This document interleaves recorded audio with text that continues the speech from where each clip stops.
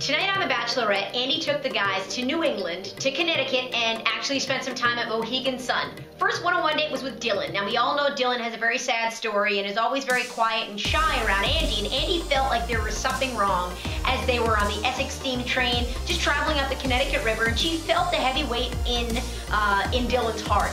And sure enough, he did open up at dinner and he told his story about where he came from, and that he had two siblings pass away from drugs, and it's been very difficult, and why he's very reserved and quiet. Andy ended up giving him a rose, and it wasn't a pity rose. She really does feel something there.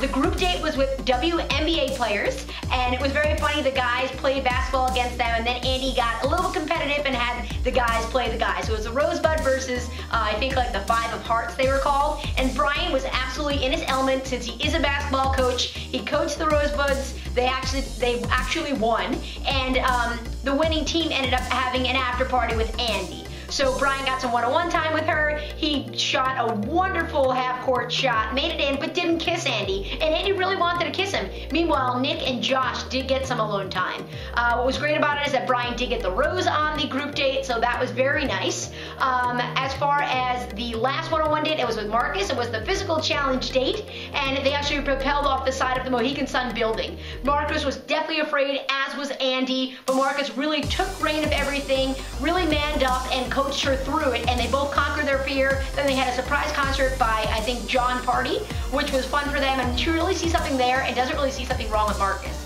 As far as what happened at the cocktail party before the rose ceremony, unfortunately, Eric, who we know unfortunately passed away shortly after the show, Eric and Andy had some words, and he basically said, I came on the show to find somebody and not an actress. And Andy took it the wrong way, and things kind of blew up, and unfortunately, his last dance on the show was not the best way to leave.